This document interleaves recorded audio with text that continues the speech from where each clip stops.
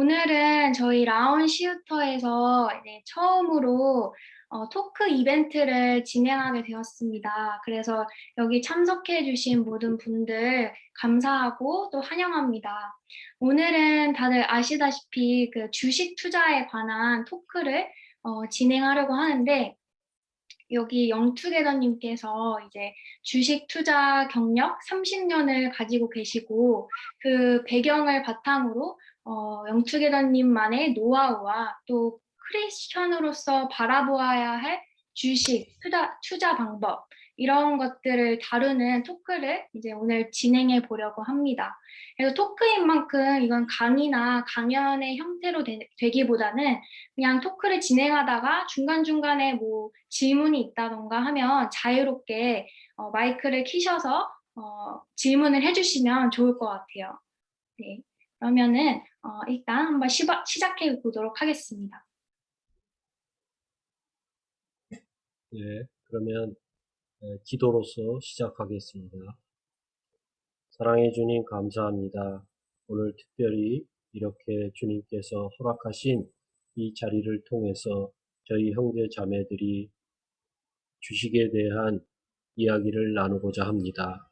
이것이 지식의 끝이는 것이 아니라 주님의 말씀과 연결되어 우리 삶 속에서 실행되게 하시고 진정한 크리스찬으로서의 투자자가 되는 길을 걸어갈 수 있게 되기를 소망하며 예수님 이름으로 기도 올렸습니다.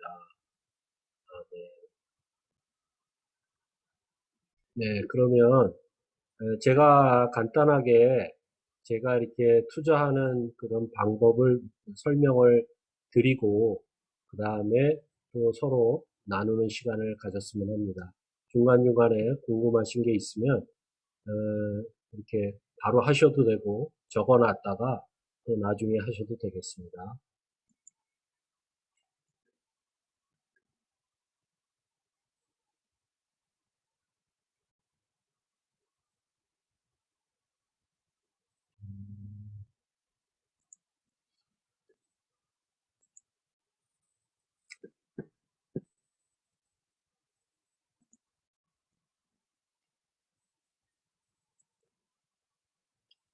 먼저 저는 그 아침에 일어나면 제일 먼저 이 네이버에 들어가서 이 하루 동안에 벌어졌던 특히 유럽과 미국에서 일어났던 소식을 제일 먼저 체크를 합니다.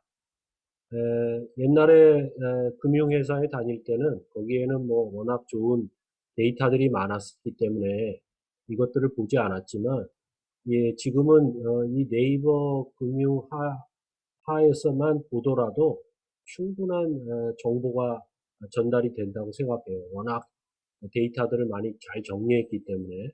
그래서 간단하게 제가 아침에 체크하는 그런 데이터들을 설명을 드리면 먼저 이제 시장 이게 홈인데 시장에 들어와서 아 이게 어떻게 됐구나 하는 요 주요 뉴스들이 있습니다. 그래서 뭐 마음에 오는 게 있으면 읽고 없으면 그냥 넘어가서 저는 바로 해외 증시를 보죠. 그래서 여기 보면은 이제 미국의 3대 지수가 나오고 그 다음에 일본, 지금 중국, 화면이 그 네, 네이버 화면이 아니고요. 네. 영웅문 화면으로 뜨고 있는데. 지금이요? 네. 왜 그러죠? 다시 공유를 하셔야 될 것 같아요. 공유가 안 됐어요. 잠깐, 네. 그러면 새로 공유를 누르고 공유를 눌러서 공유를 해볼게요. 네, 혹시 잘 안 되는 거는 얘기를 해주세요. 제가 이거를 그쪽 화면들을 볼 수가 없으니까. 나왔나요? 네, 이제 보여요. 아, 네, 감사합니다. 그래서 여기 이제 이렇게 각 나라별 것이 나옵니다. 지금은 유럽이 시작된 시간이잖아요. 그래서 유럽의 영국 같은 경우에 오르고 전반적으로 오르죠. 유럽은 대부분 같이 올라갑니다. 그래서 이 독일이 가장 중심이 되고 있고요. 근데 지금 보면은 이게 왜 올라가느냐? 우리는 다 떨어지고 지금 아시아권은 지금 이렇게 크게 떨어졌는데 얘네는 어저께 많이 떨어졌어요. 그래서 상대적으로 이제 반발 매수세가 들어오는 거죠. 이런 거를 우리는 보통 주식 용어로 기술적 반등이라고 합니다. 너무 많이 빠지면 상대적으로 이제 그만 빠지겠지 하고 사는 거죠. 아마 우리도 내일 상대적으로 올라갈 수 있습니다. 초반에. 다우지수가 어떻게 반응하느냐에 달려 있겠죠. 다우지수가 어저께 이렇게 엄청 빠졌어요. 엄청 빠지다가 막판에 해서 플러스로 돌아선 겁니다. 하도 빠지니까 바로 기술적 반등이 일어난 거죠. 그래서 이렇게 했음에도 불구하고 아시아권에서는 여전히 불안 요소가 남아있는 거죠. 지금 가장 큰 거는 우크라이나 사태죠. 전쟁이 일어날 것 같으니까 다들 불안해서 주식을 팔게 되는 겁니다. 그래서 그거에 대한 이제 뉴스가 여기 나옵니다. 왜 그런 거에 대해서. 그 다음에 뭐 다우에 대해서 더 자세히 보고 싶으면 밑으로 내리면은 각종 지수들이 자세하게 나와 있죠. 그 다음에 이제 여기서 시장 지표를 봅니다. 우리가 가장 기본적인 환율에 대한 부분, 그 다음에 유가, 그 다음에 금 시세, 뭐 이런 것들이 쭉 나와요. 그거에 대한 설명도 나오고, 그 다음에 이쪽은 국내 시장에 대한 이야기가 나오고, 더 자세한 것들이 쭉 나라별로 나옵니다. 그 다음에 이제 리서치를 누르면 여기 이제 기업에 대한 레포트가 다 나와요. 과거에는 이런 자료들이 일부 그 데이터, 블룸버그나 이런 데서만 나왔었는데 이제는 이렇게 네이버나 뭐 다음 이런 데서도 제공이 되기 때문에 돈 주고 굳이 그런 데를 들어가려서 볼 필요가 없죠. 그래서 이건 다 무료니까 이렇게 산업 분석에 대한 거. 그래서 본인들이 투자하고 싶은 업종이 있다 하면 반드시 그 업종에 대한 공부를 해야 됩니다. 그냥 남이 앞으로 반도체 좋대 이래가지고 그냥 삼성전자 사놓으면 되지 하면은 그거는 영원한 주린이가 되는 거죠. 그러나 내가 그래? 그럼 내 반도체 여기 업종 분석이 있네. 그러면 이제 이거를 들어가서 클릭해서 이 사람이 쓴 거를 자세히 보고 이게 어, 좀 이상하다 아니면 타당하네 거기서 판단을 하는 거죠. 그 다음에 이제 시황 정보 리포트도 있어요. 각 증권사에 그 전날에 있었던 거를 아침에 이렇게 올려놓습니다. 이거는 리얼타임은 아니니까 조금 있고. 그 다음에 이제 투자 정보에 대해서도 이제 해놓고. 그래서 시간이 있을 때는 자기가 관심 있는 제목을 읽어서 공부를 해두는 게 굉장히 필요한 거죠. 그 다음에 이제 뉴스는 꼭 봅니다. 뉴스를 봐야 여기에 이제 이유를 알게 되는 거예요. 앞에는 결과만 봤잖아요. 그러면 원인을 봐야 되니까 원인에 대해서 쭉 살펴봐야 됩니다. 공시 중에 내가 갖고 있는 주식이나 내가 갖고 있는 업종에 대한 공시사항이 있는지 확인하고 또 기업에 대한 뉴스 이런 것도 체크를 해서 보는 거죠. 그리고 나서 이제 저는 키움증권을 오래 썼기 때문에 지금은 삼성증권 거래를 하지만 분석은 키움증권을 보고 있습니다. 그래서 여기에서 이렇게 제가 관심 종목 그리고 그거에 대한 기업에 대한 영문이 설명을 안 보여요. 이게 또 안 보여요? 네, 새로 공유를 하셔야 될 것 같아요. 아니면 그 데스크탑 그 공유를 하시면 움직여도 다 보일 거예요. 데스크탑 공유요? 네, 그 공유 누르면 맨 왼쪽에 맨 첫 번째로 나오는 거. 일단 해볼게요. 이제 보이나요? 네. 네. 그래서 이제 이런 것들은 다 지금 뭐 투자를 하실 테니까 각자가 갖고 있는 HTS가 있을 겁니다. 그래서 그거를 잘 활용하는데 그거에 대한 활용도를 굉장히 높여 갖고 있어야 돼요. 근데 그거를 제가 오늘 이 시간에 설명드리기는 어렵고 나중에 질문을 하시면 그 부분에 대해서만 하도록 하겠습니다. 근데 여기에 이제 이렇게 자기가 봤던 것들이 다 깔려 있어요.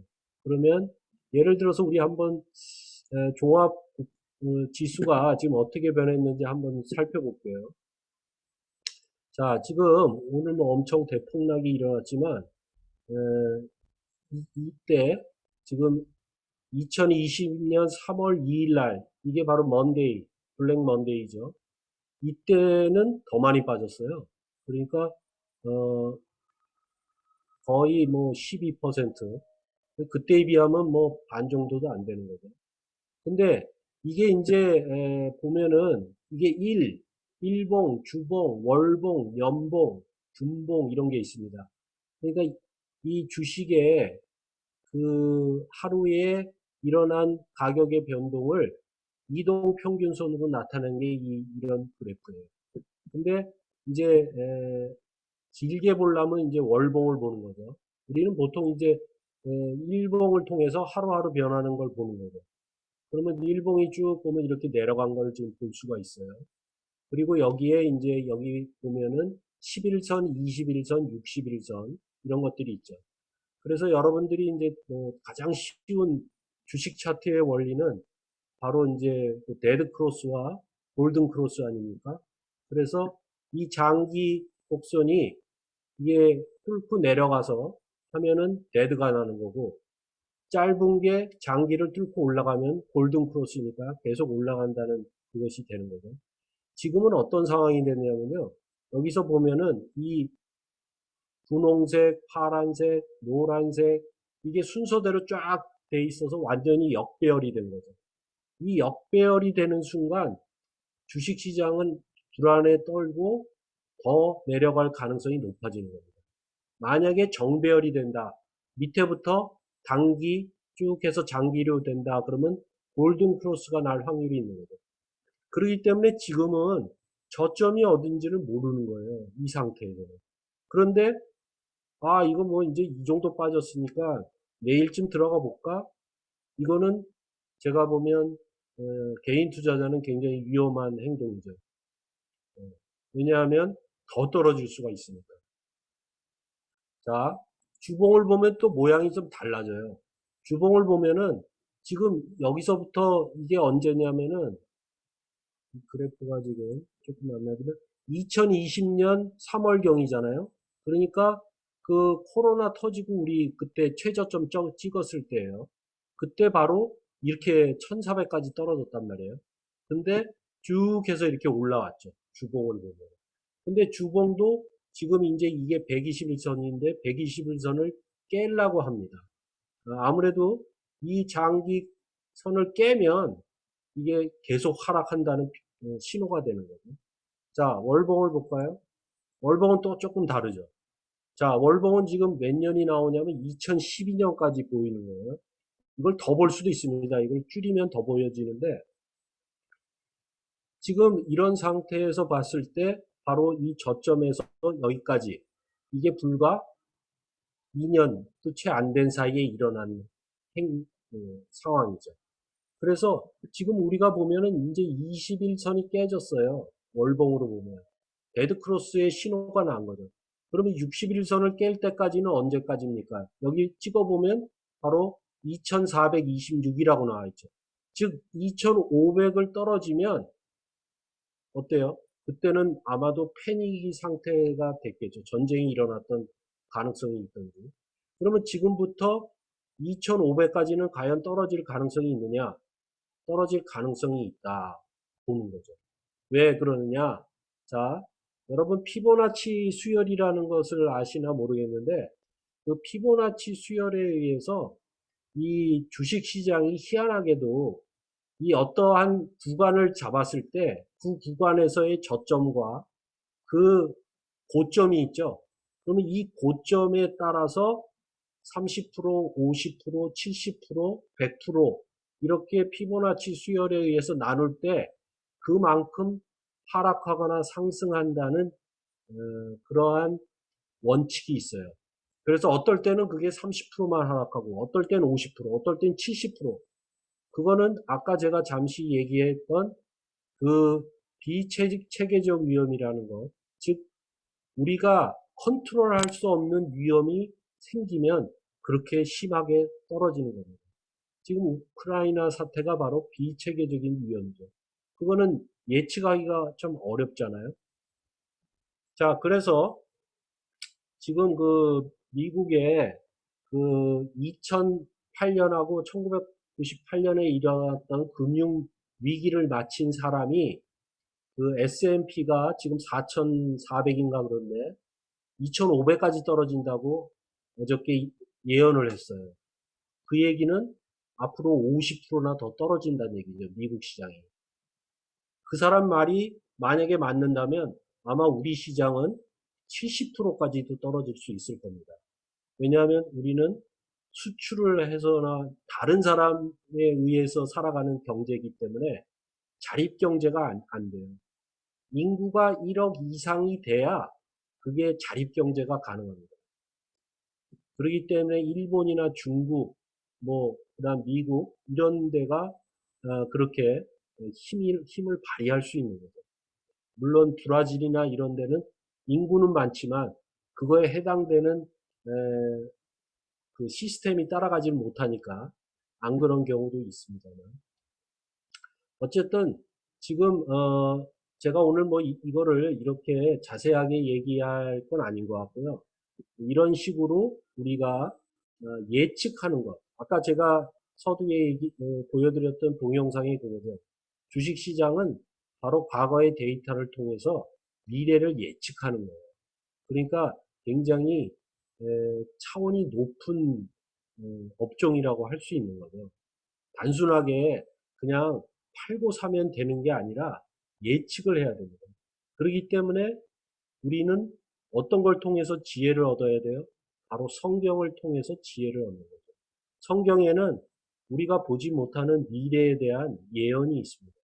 그렇기 때문에 성경 공부를 잘하게 되면요, 예측 능력이 생길 수 있다는 것입니다. 자, 그 다음에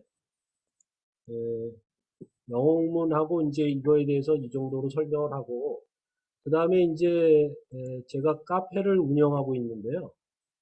이 라운시우터라는 카페가 이게 기쁜 우리 공동체라는 순수 우리말입니다. 라오는 기쁨이란 뜻이고 시우터는 공동체란 뜻인데 저는 이 교육과 신앙과 생활이 함께하는 그러한 삶을 살고자 이 카페를 만들었습니다. 카페에 띄우신 거예요, 웹사이트? 아, 근데 또 안 나와요? 네, 안 보여요. 아, 그럼 다시. 이게 할 때마다 그러네요, 그죠? 그 전체 화면 그걸로 하라니까. 전체 화면이 제 거에는 안 뜨는데. 그래요? 예. 자, 할 때마다 해야 되니까 혹시 제가 안 하면은 그걸 해 주십시오. 자, 그래서 이 라운시우터 안에는 교육과 신앙과 생활에 대한 정보를 제가 쭉 넣어놨습니다. 그리고 여기에 바로 경제 동향 재테크라는 게 있는데요. 여기를 누르시면은 나름대로 제가 주식 관련된 거, 재테크에 관련된 거를 정리해 놨습니다. 여기서 이제 예를 들면은 워런 버핏이 가치 투자의 대가 아닙니까? 주식으로 가장 돈을 많이 번 사람이죠. 그래서 이 사람의 그 책을 제가 거의 다 읽은 것 같아요. 근데 이제 그 중에서 괜찮은 책들을 이렇게 읽고 나서 요약을 한 내용이 있습니다. 이게 이제 워런 버핏이 자기 책 워런 버핏만 알고 있는 주식 투자의 비밀이라는 책에서 제가 정리를 한 거예요. 그래서 이 사람이 어떤 생각을 갖고 했느냐 한번 보시면요. 예를 들어서 이 사람은 그 좋은 주식, 이거는 소비자 독점 기업으로 브랜드 이미지가 확고하고 이익을 꾸준히 증가하는 기업에 자기는 투자를 하는데 그 기업의 기준이 여기 보니까 역대 실적 중에 상승 기조를 보이고 있느냐, 또는 이자 지급 능력이나 현금 보유력이 어떠냐, 그 다음에 자기 자본 이익률이 15% 이상이냐, 그 다음에 내부 유보, 돈을 남기는 거죠. 이익이 났을 때. 그런 능력이 있느냐, 또는 인플레이션에 맞춰 제품 가격 인상 가능성이 있느냐. 그래서 이런 것들, 요즘에 이제 인플레이션이 한참 이슈가 되는 문제잖아요.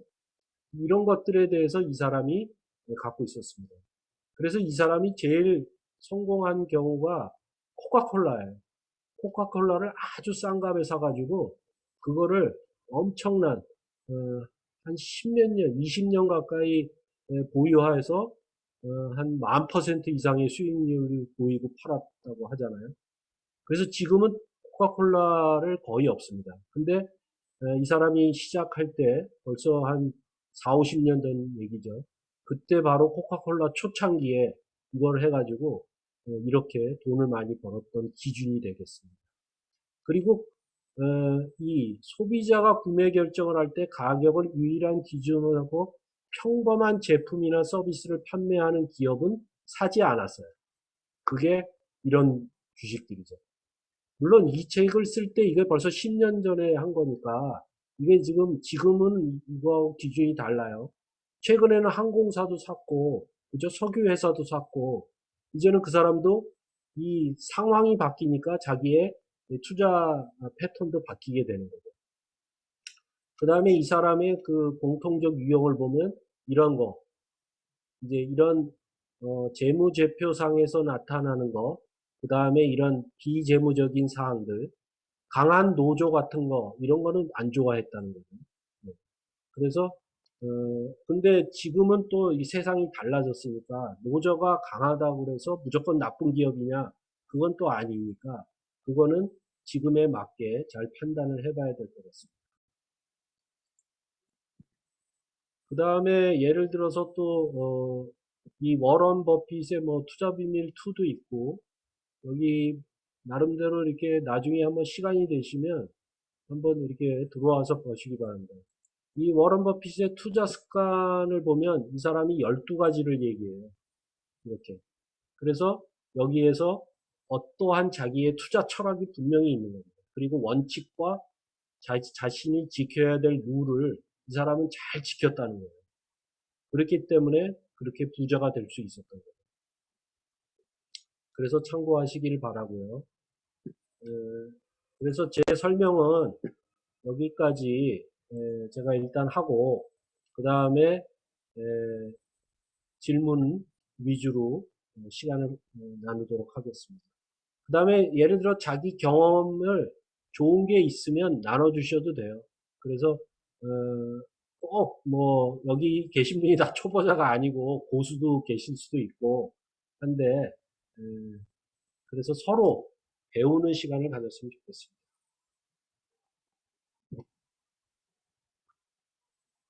저는 그냥 하나 나누고 싶은 거는 아까 그 영웅문을 보여주셨잖아요. 이제 차트 보고 이런 거.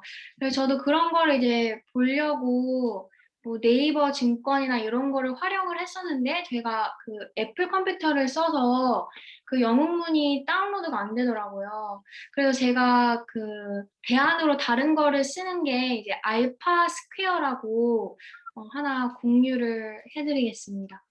알파 스퀘어라는 웹사이트에 가장 일단 하나 그 공유를 해서 보여드릴게요. 네, 그냥 알파 스퀘어 이렇게 치면 이렇게 링크로 와서 그냥 아까 본 것처럼 뭐 일봉, 주봉, 월봉 이렇게 연봉 이렇게 다양하게 또 회사 여기다 쳐가지고 이렇게 뭐 자기 그 관심 목록도 자유롭게 넣을 수 있고 해서 비슷하게 영목록처럼 활용하실 수 있어서 좀 더 그리고 심플해 보여서 저는 요거를 활용하고 있습니다. 좋네요. 네? 아, 좋은 정보로. 네. 여기 마이크 키시고 말씀을 해주세요. 그 애플 컴퓨터가 그 애플 컴퓨터용 그 HMS를 제공 안 해요? 영웅문이나 삼성증권이나? 안 하는 것 같아요. 제가 찾아본 거. 한번 회사에 확인해. 저는 잘 모르겠는데 한번 회사에 확인해 보세요. 예, 할 겁니다. 예, 뭐, 예, 요즘에는 워낙 다양하고 그거 예. 구축하는 게 그렇게 어려운 일이 아니에요. 요새 우리나라 애플 컴퓨터 쓰는 분도 아이패드 쓰는 분들 많아서 영웅문하고 아마 할 거예요. 네.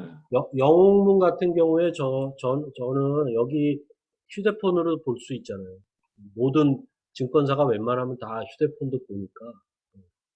근데 만약에 이제 컴퓨터에서 저렇게 특별히 하는 거 찾아서 활용해도 좋아요. 그 다음에 이제 그 미국 관련된 데이터들은 아예 그 미국 사이트에 들어가서 직접 보면 거의 리얼타임으로 보기 때문에 의사결정할 때 도움은 될 수 있습니다. 근데 저는 이제 그 정도로 그렇게 하지 않기 때문에 거의 사용은 안 하는데, 왜냐하면 이게 한 가지 제 경험을 좀 나눌게요. 제가 과거에는 선물 옵션도 다 투자를 했어요. 근데 지금은 안 합니다. 선물 옵션으로 돈을 많이 벌었어요. 선물 옵션이 여러분 아시는지 모르겠지만 이게 굉장히 레버리지가 크기 때문에 조금 집어넣고도 만약에 시장이 자기가 원하는 대로 움직이면 그 자기 금액에 대해서 큰 레버리지 효과가 납니다. 근데 그러려면 그거는 거의 붙어 있어야 돼요. 왜냐하면 하루에도 막 이 변동폭이 주식 시장이 이만큼 변했다 그러면 그 선물 옵션 시장은 이만큼 변하고, 그렇기 때문에, 그리고 더군다나 만기가 있기 때문에 3개월마다 한 번씩 만기가 돌아오고, 그 다음에 그 1개월마다 또 옵션은 1개월마다 있어요. 그렇기 때문에 그거에 대해서 스트레스가 굉장히 심해요.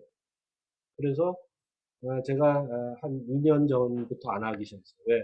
저도 이제 나이가 있고 건강이 중요하기 때문에 돈을 많이 버는 게 목적이 아니고, 그래서 이제는 그거를 저는 이제 안 합니다. 근데 선물 옵션을 이제 하려는 생각이 있으시면 잘 기도해보고 하시라고 권하는 거죠. 그 선물 옵션하고 그 미국 주식 ETF하고는 어떤 차이가 있어요? 그러니까 그 ETF는 말 그대로 그 증권사나 자산운용사들이 그 자기의 그 원칙, 투자 방식에 따라서 그 종목을 선정해서 하나의 그 ETF를 만들잖아요. 그래가지고 그 ETF를 일반 주식처럼 이렇게 내놓은 겁니다. 그래서 그거는 주식이에요. 선물 옵션이 아니고. 만기도 없고, 네, 음, 그 샀다 팔았다 하는 거예요, 자유롭게. 근데 선물 옵션은 이게 만기가 있어요. 음, 3개월마다 돌아온단 말이에요. 그래서 음, 자기가 만약에 손해를 보고 있잖아요. 그러면 그거를 안 팔면 그 만기 때 바로 그게 손실이 인식이 돼요. 그냥 돈이 나가버려요, 저절로. 반대 매매. 음. 그러니까 자기가 이 마이너스가 됐을 때 주식이나 ETF는 그냥 가지고 있으면 언젠가는 돌아올 거 아닙니까? 우리가 아까 시장을 봤지만 시장은 우상향하는 곡선을 그린다고요. 그래서 절대 마이너스 되지 않아요. 상장 폐지되지 않으면. 언젠가는 회사가 망하지 않고 그냥 이렇게 해서 이익을 내면은 그 주식이 지금은 마이너스 됐더라도 10년 뒤에는 플러스가 되는 게 이 주식 시장의 원리예요. 근데 선물 옵션은 그렇지 않다. 그래서 위험한 거. 그 초보자들은 그러면은 그 산업 동향을 분석한 다음에 그 산업 동향 중에 그 반도체 ETF 또는 뭐 조선 ETF 이런 ETF로 접근하는 것이 각 그 종목별로 접근하는 것보다 조금 더 안전하지 않나요? 그러니까 생초보자라고 한다면 기업 당연하죠. 분석도 좀 그게 어렵고, 뭐 초보자뿐만 아니라 그게 그 경험이 있는 사람도 안정적인 수익을 원한다면 ETF가 그게 좋은 거죠. 그래서 지금 ETF 투자들을 많이 하잖아요. 예, 또 예. 미국 주식을 할 때도 종목으로 하지 말고 ETF로 하면 안전합니다. 근데 이제 이런 게 있어요. 주식 시장이 빠질 때는 그렇죠. 그렇게 생각할 수 있죠. 근데 주식 시장이 이게 불마켓이 된 거예요. 그러면은 어때요? 자기가 갖고 있는 종목이 예를 들어 10% 올랐는데 그 ETF는 다른 종목까지 있어서 플러스 마이너스 평균하니까 덜 오를 수 있는 거예요. 그러니까 시장이 어떠냐에 따라서 그것이 다를 수가 있다. 그 업종도 똑같은 거죠. 내가 갖고 있는 업종, 그것이 시장 전체가 오른다고 해서 오르는 게 아니잖아요. 예를 들어서, 이렇게 시장은 빠지지만 지금 코로나 때문에 제약회사는 오른다. 그러면 내가, 제약회사 ETF를 가졌으면 그건 좋지만 내가 그냥 전체 S&P를 가지고 있다. 그러면은 내 ETF는 못 오르는 거죠. 그런 거에 따라서 다를 수 있다. 그래서 어떨 때는 ETF로 해놓고 어떨 때는 내가 이거는 잘 알고 자신이 있다 하는 거는 주식 종목을 갖고 공략할 필요도 있다. 그래서 항상 이 포트폴리오를 구성할 때 이게 한 가지 스타일로만 고집하면 안 되는 거죠. 그래서 다양성을 갖춰야 되는 게 필요하다. 그래서 너무 또 다양성을 추구하면 안 돼요. 그게 보통 있어요. 그래서 그 투자 금액에 따라서 그 포트폴리오 구성을 해야 됩니다. 근데 우리가 알고 있는 그 큰 그 프라이빗 펀드 회사들 있잖아요. 그 회사들은 굉장히 다양한 종목을 갖고 있죠. 근데 보통 한 1억, 내가 주식 투자하는데 한 1억은 하고 있다 하면은 적어도 항상 보는 그 주식 수가 한 4, 50개는 돼야 돼요.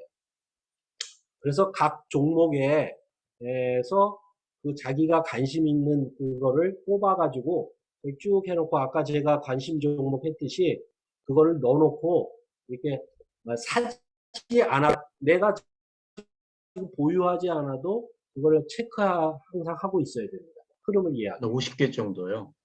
1억이면 한 50개, 2천만 원이면 한 10개 정도는 보고 있어야 네. 된다는 얘기예요.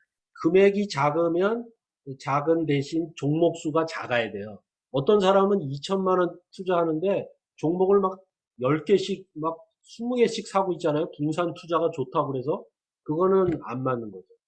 그러니까 이 분산 투자와 집중 투자에 대한 이야기를 제 카페에 제가 써놨는데 그거 한번 읽어보세요. 집중 투자가 필요할 때는 집중 투자를 해야 됩니다. 그리고 그러면 아까 그 동영상에서 말씀하셨는데, 이제 이 주식 투자라는 것은 확률 통계를 기반으로 한 미래를 예측하기 위한 그 수단이잖아요. 그러니까 확률 통계, 과거의 데이터에 그 확률 통계를 기반으로 해서 우리의 미래를 예측하는 그 행위인데, 이게 이제 성경을 읽으면 이게 엄청나게 도움이 되신다고 말씀하셨잖아요. 그러면은 어떻게 성경이 그런 미래를 예측하는데 성경 공부하는 것이 도움이 되나요? 구체적으로 좀 예를 들어서 말씀해 주시면 좋겠습니다. 그 진짜 어려운 질문인데요. 네. 제가 그거를 뭐 이렇게 증명해 보이기는 쉽지 않습니다. 그러나 아니, 그 경험을 이렇게 좀 나눠 주시면. 제 경험을 얘기할게요. 그러니까 제가 예를 들어서 그 마태복음 24장에 마지막 징조가 있죠. 마지막 시대에는 어떤 일이 일어난다. 거기에 그 여러 가지가 있는데 민족과 민족 간의 싸움이 일어나고 전쟁과 기근과 전염병이 돈다고 되어 있습니다. 이 전염병은 오래 구약 시대부터 하나님이 심판의 수단으로 사용하셨던 거예요. 그래서 다윗도 그랬고 그 전에 다 전염병으로 수많은 사람이 죽었잖아요. 근데 이 코로나가 저는 그렇게 단순한 그 질병은 아니라고 생각합니다. 하나님의 메시지가 있다고 생각해요. 그렇기 때문에 벌써 2년, 3년 차에 접어들었고, 그리고 지금도 저는 이게 오래 갈 것 같습니다. 적어도 올해는 코로나로 인한 그 영향이 굉장히 이게 올라갔다 내려갔다 하면서 계속 영향을 줄 것이다. 그렇다면은 이 코로나 사태 상황이 있는 시황을 우리가 봐야 된다 하는 거죠. 그래서 그거에 관련된 것들. 그러면은 아무래도 제약주일 거 아니에요. 제약주 중에도 그러한 약으로서 치유하는 게 지금 있고 그다음에 백신으로 하는 게 있고, 그런 진단으로 하는 게 있고, 그게 다 다르잖아요. 섹터가 다 다릅니다. 예를 들어서 진단은요, 이게 약이 나오면은 이 진단은 줄어들 거 아니에요. 약으로 낫기 시작하니까. 그러면 진단은 같은 제약 업종이지만 얘는 마이너스예요. 걔는 빠지기 시작하는 거죠.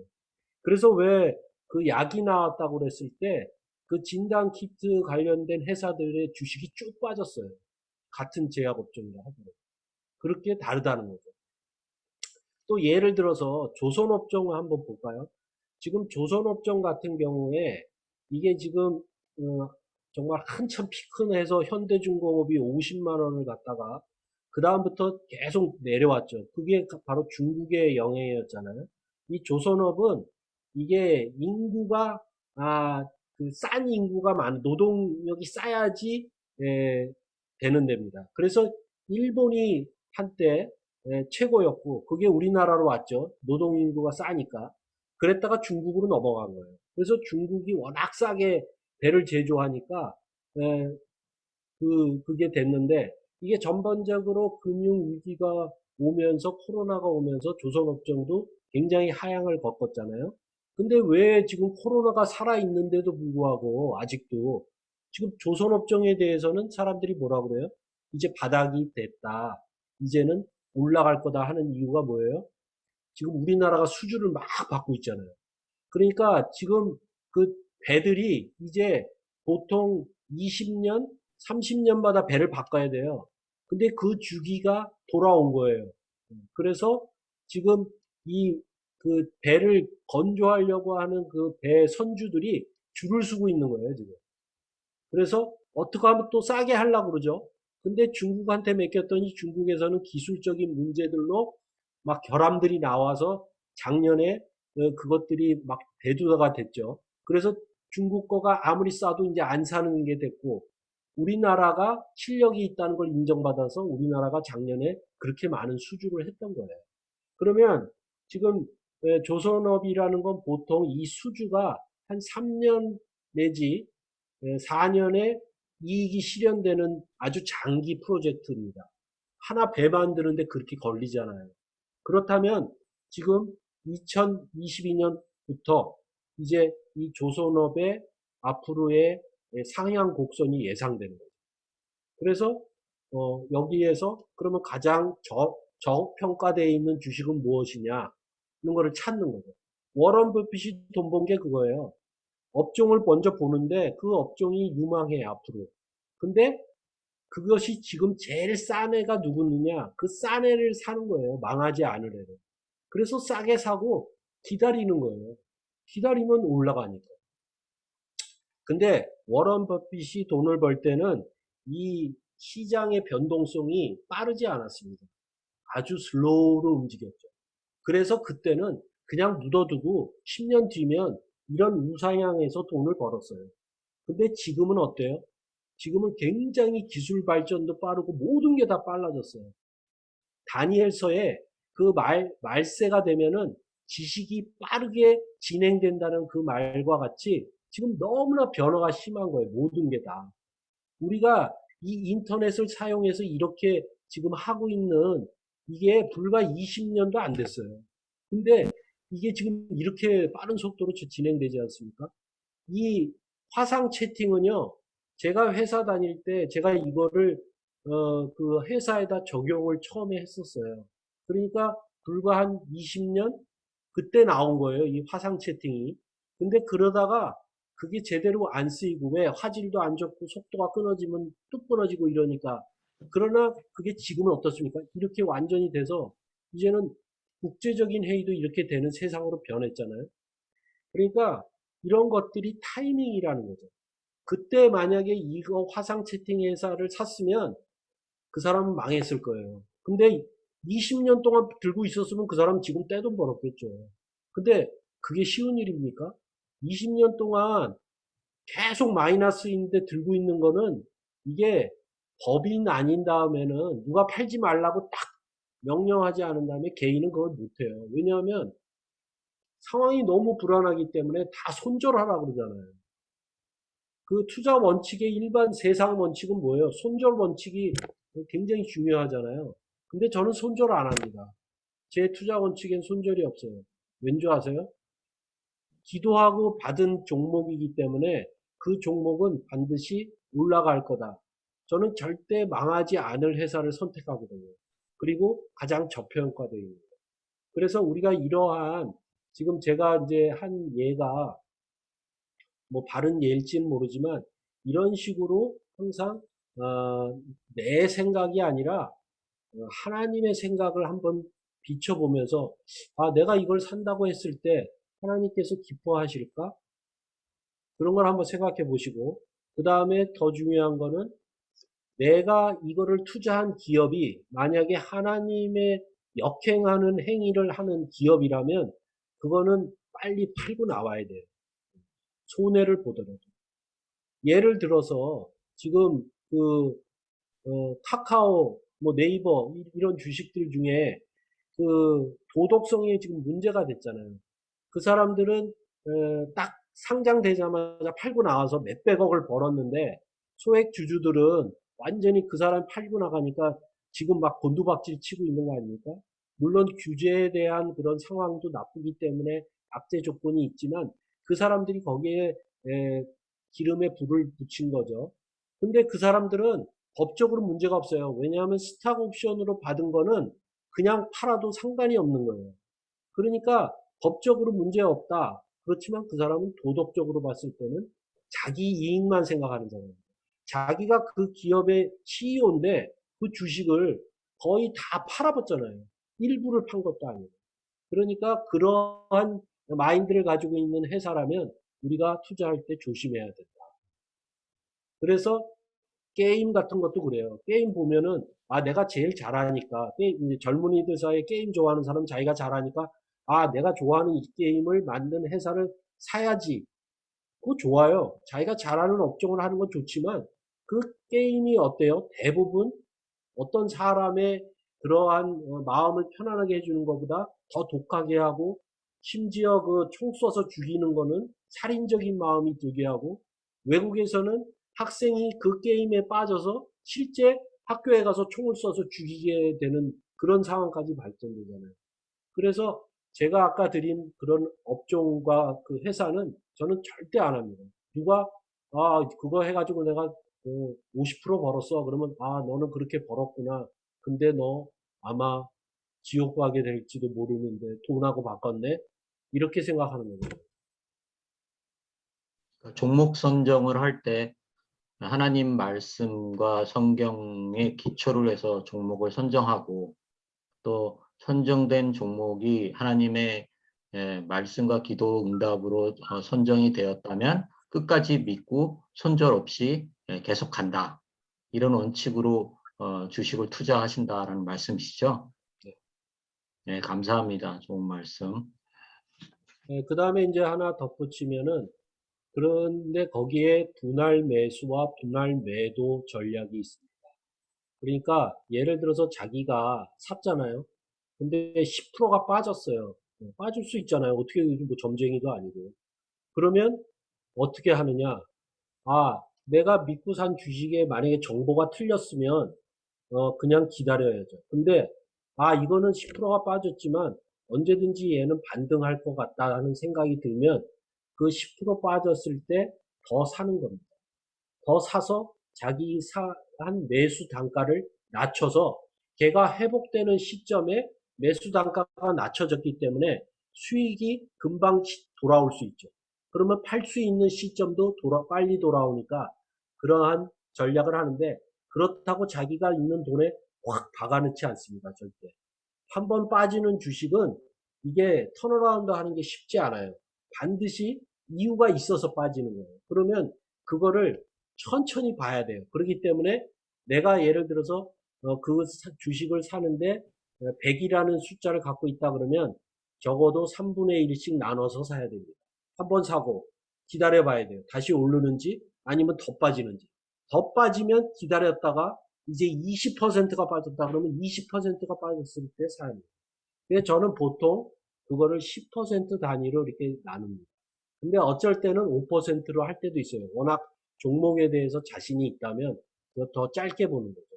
그래서 제가 처음에 잘못해서 내려갔더라도 그러한 전략을 통해서 저는 웬만한 것들은 다 한 달, 뭐 두 달 뒤에 회복이 돼요. 근데 제가 샀던 것보다 더 떨어져 있으니까 내가 수익이 됐으니까 빨리 팔 수 있는 거예요. 그리고 또 하나 이제 요즘 같은 시장에서 말씀드리면 매도도 분할로 해야 됩니다. 근데 요즘같이 이렇게 변동성이 심한 장세에서는 그 자기의 목표 수익률을 짧게 짧게 가져가야지 좋은 겁니다. 왜냐하면 길게 잡으면요, 이게 거기 가기도 전에 또 쭉 빠져서 자기가 산 가격보다 더 내려갈 때가 있거든요. 그래서 지금의 시장은 굉장히 불안 요소가 많기 때문에 짧게 해서 저 같은 경우에는 5% 돼도 이 시장이 불안하구나. 그럼 팔아서 5%에도 합니다. 원래 저는 10%를 보통 기본으로 하거든요. 왜냐하면 하나님의 방법이 뭐예요? 11조잖아요. 그래서 11조 원칙에 의해서 10%를 해요. 근데 지난번에 한 종목을 10%가 넘어왔는데 이게 더 올라갈 것 같아서 기다렸어요. 욕심을 낸 거죠. 그래가지고 20%까지 간 거예요. 그래가지고 20%일 때 3분의 1을 팔았어요. 그리고 이제 더 올라가면 나머지 팔아야지 했는데 팔고 나니까 두두두두두 시장 전체가 이렇게 떨어지니까 다 떨어지는데 걔만 안 떨어지는 리가 없잖아요. 그러니까 두두두둑 떨어져서 다시 5%밖에 벌지 않게 되는 거예요. 그러니까 이러한 실수를 저같이 오래됐어도 하게 됩니다. 욕심을 부리는 거예요. 근데 제가 만약에 10%에 팔았으면 저는 지금 5%돼 있는 것보다 더 많이 버는 거잖아요. 그러니까 결과론적으로 얘기했을 때, 내가 욕심을 부렸더니 결국 나에게 마이너스가 됐다 하는 걸 알 수가 있어요.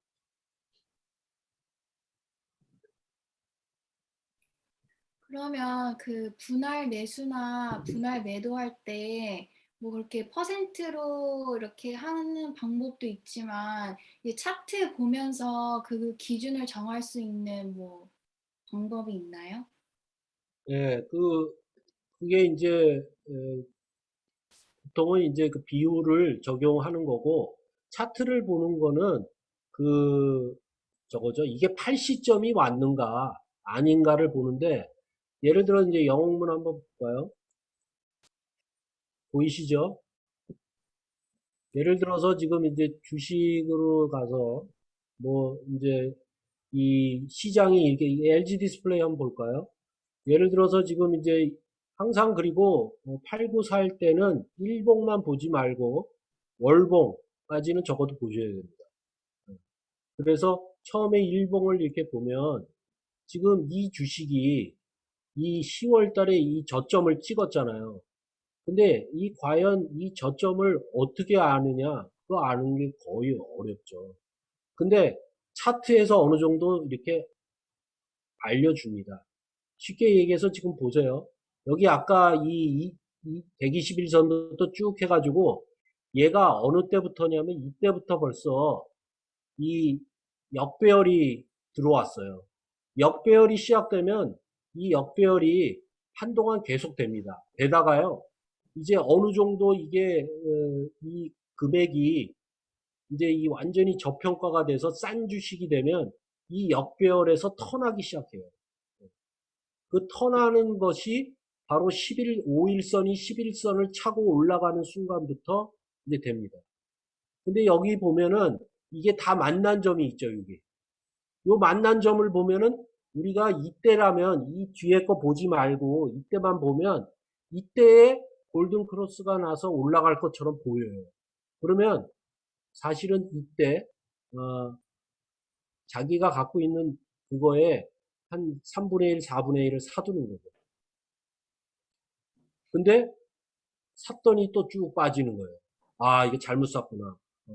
저점인 줄 알았더니, 왜냐면 여기서부터 이렇게 계속 빠졌으니까.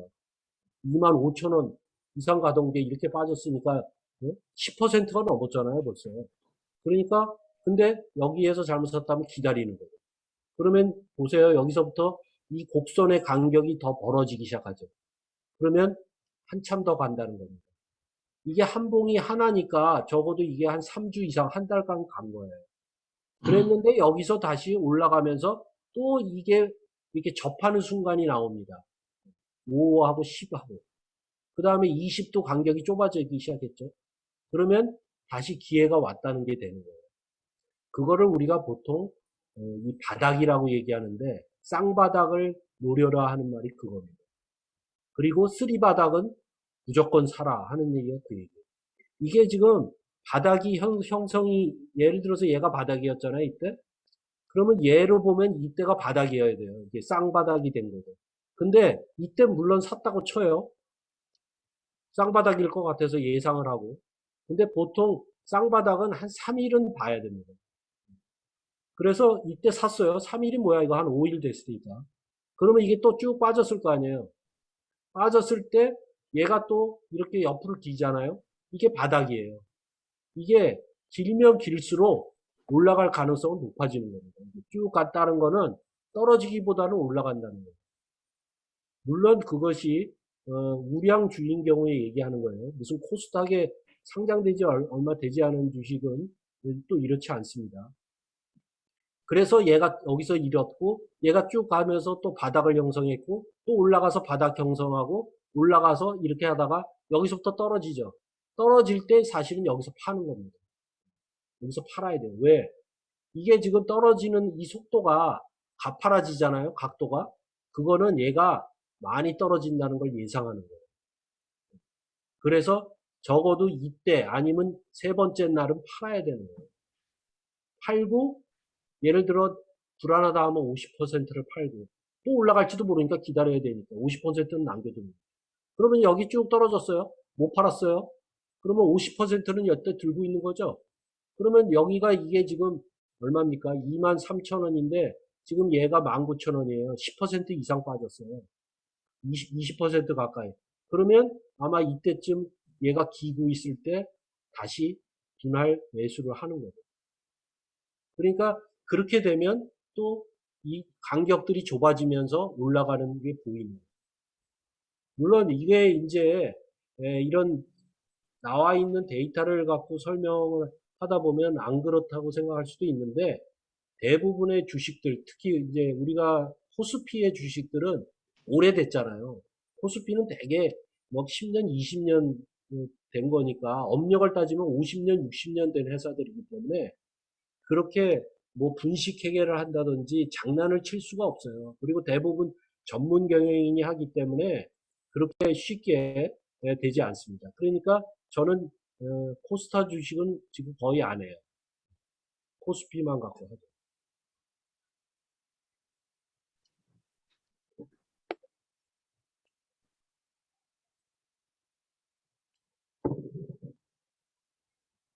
우리 저 고경락님 어떠세요?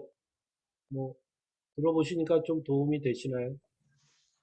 아, 네. 전 사실 전혀 시작하진 않았고요. 이제 제가 부모님 성변아님이셔서 지금 몽골에 있는데 아무래도 외국에 있다 보니까는 한국 핸드폰이나 이런 걸 사용 안 해서 본인 인증이 안 돼서 주식을 본격적으로 시작할 수는 없었거든요. 그래서 이번에 이제 병역 문제 해결하면서 좀 한국 들어가는 김에 시작해 볼 생각이었는데 일단은 좀 감을 잡는 데 도움이 된 것 같습니다. 아니 그러면 지금 몽골에서 어디 회사에 다니세요? 네, 지금 몽골에서 지금 변호사로 일하고 있습니다.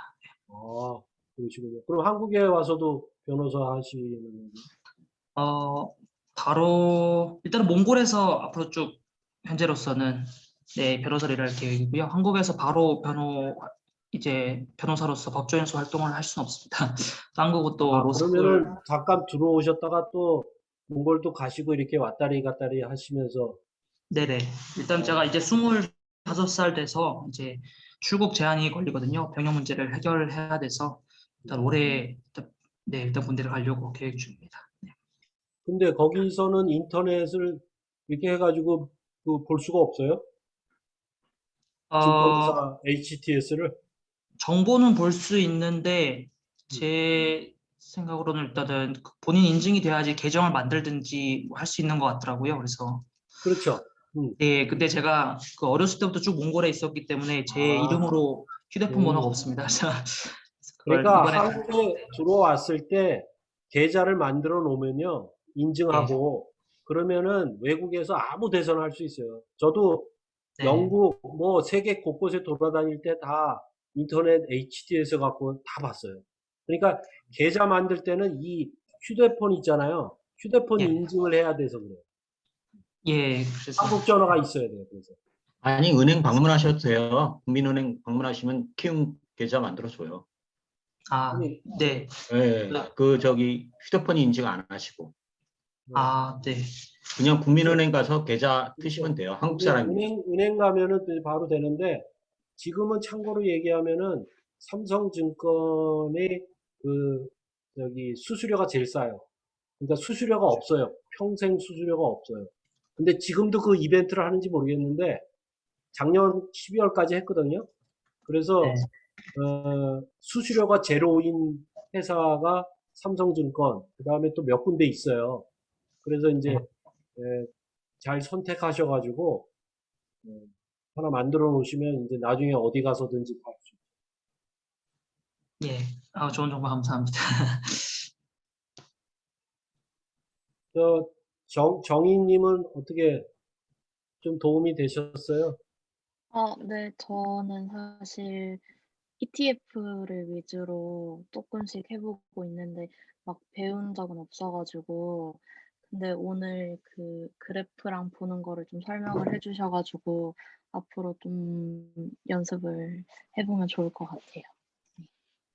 그래서 기본적으로 차트는요, 그 도서관에 가잖아요. 동네 도서관에 가면 그 주식 투자 차트 관련된 책 많아요. 네네. 살 필요도 없어요. 그냥 도서관 가가지고 거기에서 이렇게 마음에 드는 거 한두 권 정도 보면은 이제 차트라는 게 이런 거구나.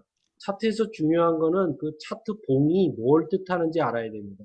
그래서 그거를 배우고 그 다음에 이 차트 아까 제가 얘기한 쌍바닥이라든지 그 이론이 있어요.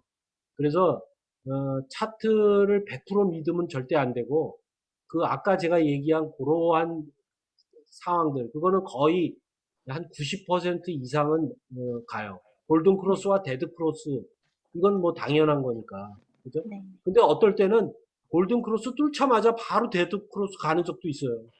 그러니까 이게 종목에 따라 다 다르고 업종에 따라 다 달라요. 그렇기 때문에 차트는 한 30%만 믿음을 가지고 보면 되고, 그죠? 네. 더 큰 것들은 이 거시경제 변수를 잘 봐야 됩니다. 그러니까 이 시장이 크게 흔들리고 이런 것들은 이 거시경제, 지금 같은 전쟁, 이런 거, 전염병, 뭐 이런 게 더 큰 변수를 줘요. 그러니까 1998년하고 그 금융위기 2008년 그때에 진짜 망하는 거잖아요. 그때 저도 갖고 있는 주식이 제 주식의 그것이 30%만 남았어요. 70%가 날아간 거죠. 근데 그때 사람들이 뭐라 그랬냐면요. 이제 망했다. 이제 끝났다. 주식 투자는 끝났다. 다 팔고 나와라 이래가지고 30%밖에 안 남은 사람, 예를 들어 50% 손해본 사람 팔고 나간 사람 되게 많아요. 그냥 그러면서 다시는 안 쳐다보겠다고. 네. 근데 저는 사실 30% 됐을 때 사실은 그때에 하나님 말씀대로 하면은 빚을 내면 안 되는데 그때는 이제 끝을 나는 봤기 때문에 그때 그 주식담보대출을 받았어요. 그러니까 내 주식을 갖고 담보대출을 받은 거죠. 그러니까 꼭 완전한 빚이라고는 할 수 없잖아요. 근데 그만큼 저는 자신이 있었죠. 왜? 내가 산 주식은 절대 망하지 않고 바닥을 거의 다 왔기 때문에 그래서 사가지고 좀 기다리니까 팍팍팍 해서 그게 원상복구가 거의 한 6개월 안에 된 거예요. 그러니까 다 주식 빌린 담보대출부터 다 갚았죠. 그래서 사실은 그때 그거 두 번을 겪으면서 제가 갖고 있는 자산이 그때 더 많이 불어났어요. 그래서 지금 얘기하는 게 사람들이 그 얘기를 하잖아요. 이런 위기가 왔을 때 용감한 자가 더 돈을 벌게 된다. 미인을 용감한 자가 얻듯이 주식도 똑같다 이제 그렇게 얘기하잖아요. 네. 근데 그게 지금 만약에 저한테 물어본다면 저는 지금은 좀 더 조심할 것 같습니다. 왜냐하면 지금은 이렇게 그러한 상황이 제가 그때는 그때하고 지금하고 다르거든요. 나이도 다르고 벌써 20년이 넘은 얘기니까. 그러니까 그것들을 잘 봐야 되는데 이 전쟁 말이 나왔을 때가 사실은 굉장한 호기예요. 그러면 여러분들은 어떻게 생각하십니까? 한번 여기서 간단하게 한번 투표를 해볼까요?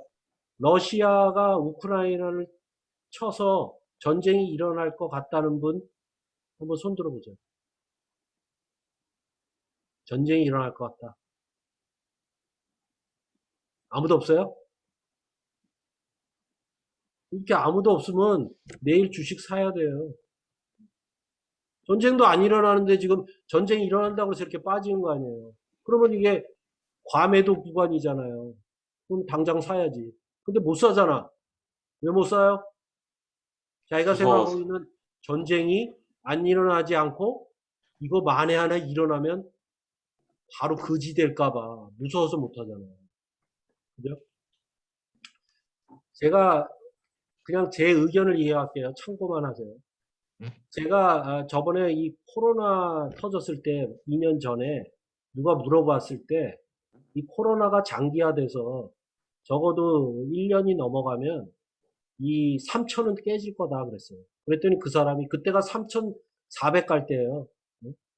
그러니까 그 사람이 야, 너 우리 말도 안 되는 소리 하냐. 코로나 이거 금방 끝나. 사스 뭐 그런 거 봐봐. 감기 하다가 6개월도 안 가고 다 됐잖아. 그렇게 얘기했어요. 근데 저는 그때 이 코로나가 왠지 하나님이 주시는 메시지 같이 느껴졌어요. 기도를 해도 그런 느낌을 받았고. 그래서 그때부터 저는 현금을 항상 50% 이상을 현금을 지금까지 계속 갖고 있어요. 지금 저의 투자 자산의 50% 이상 현금이 있습니다. 그래서 저는 주식이 빠지잖아요. 그러면 기뻐요, 사실. 속으로. 아, 살 때가 가까이 오는구나. 내가 모아둔 현금을 쓸 때가 가까이 오는구나. 근데 아직도 저 50% 갖고 있어요, 그냥. 근데 70% 갖고 있다가 최근에 이게 3,000 깨지고 2,800 깨지고 그래서 그 20%를 지금 샀어요. 분할 매수를 한 거죠. 근데 지금 이게 만약에 이러한 전쟁의 요인이 장기화되잖아요. 이게 만약에 전쟁이 나버리면 차라리 나아요. 전쟁이 나버리면 그날 한번 쭉 빠졌다가 이게 불안 요소가 해소되면 그 다음 날부터는 다시 이제 회복되는 거예요.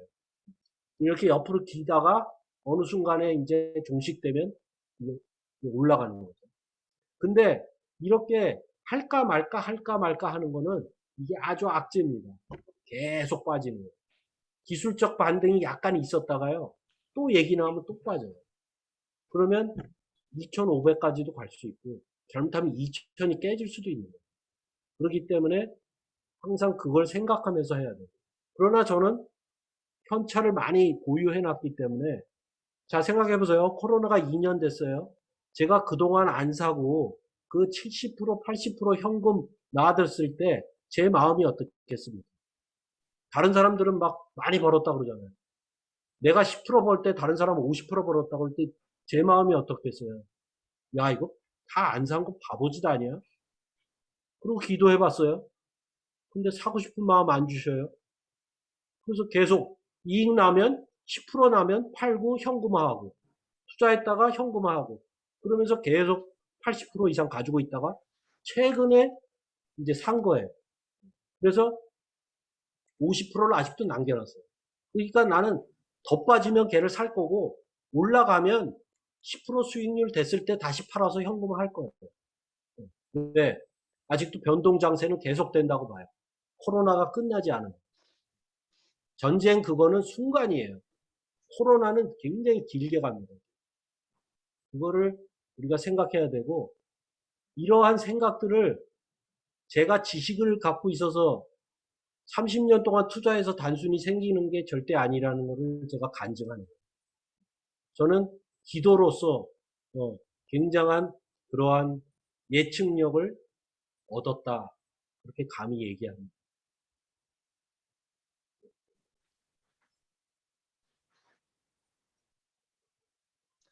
저도 좀 얘기를 하자면은 저는 이제 저도 주식을 좀 저도 크게 하고 있는데 저는 저의 전 재산, 그러니까 현금 빼고 다 주식에 있어요. 예금하고 그런 은행에 적금 드는 거는 이제 안 들어요. 그래서 그만큼 이제 주식 공부를 열심히 하고 있는데 저는 저희 그 이영희 형제님과는 다르게 그 미국 시장이랑 중국 시장에 투자를 많이 하고 있어요. 그 이유는 뭐냐면 우리나라 코스피 시장은 굉장히 전 세계 경제 시장에서 약 2%밖에 해당하지 않는 정말 조그마한 시장이에요. 그 뜻은 뭐냐면 그만큼 투자자들이 적다라는 뜻이겠죠. 투자하는 금액도 작고. 그러면은 우리 같은 개인 투자자들은 돈이 몰리는 곳에 투자를 해야 돼요. 돈이 몰리는 곳이 어디냐면은 이제 미국이랑 저는 이제 중국의 전기차 시장에 투자를 하고 있어요. 그래서 중국의 전기차 시장에 투자하는 이유는 제가 주식 투자할 때 저는 주식은 이제 미래를 예측하고 그거에 대해서 이제 투자를 하는 거잖아요. 그래서 제가 확신하는 미래는 이제 전기차, 그 다음에 자율주행, 그 다음에 이제 4차 산업시대, 이거는 반드시 우리한테 다가올 미래다. 저는 그렇게 생각을 하거든요. 그래서 저도 이제 현찰을 한 30%, 40% 갖고 있다가 이제 저는 요번에 4분의 1 정도를 이렇게 올해는 한 4번 정도 나눠서 산다. 이렇게 정해놓고 요번 최근에 좀 많이 떨어졌을 때 매수를 했어요. 그래서 혹시나 만약에 저도 이제 ETF를 투자하고 있어요. 저는 ETF가 왜 이렇게 되게 좋은 것 같냐면은 개인 투자자들이 투자할 때 되게 멘탈이 약해요. 특히나 초보자일수록 저는 ETF를 해야 된다라고 생각을 하거든요. ETF 자체만으로도 분산 투자 효과가 있기 때문에 그냥 그 포트폴리오를 그냥 사는 거예요. 그래서 뭐 이렇게 시장이 떨어졌을 때 개별 주식을 갖고 있는 것보다 변동성도 확실히 작고 또 그거에 대한 그런 시장에 대한 확신이 있다 보니까 떨어지면 더 사야지 막 이렇게 기쁜 마음으로 막 이렇게 사거든요. 그래서 만약에 ETF 관련해서 궁금하신 거나 아니면은 제가 뭐 중국 전기차 시장 어떤 ETF를 사고 있는지 궁금하시면은 뭐 나중에 연락을 주세요. 네, 참고로 우리 이중영님은 그 자산운용 자격증이 있으신 분이니까 에, 그 지식적인 면에서 굉장히 도움을 주실 수 있을 것 같고요. 그래서 저는 이제 한국 주식만 하는 이유는 저는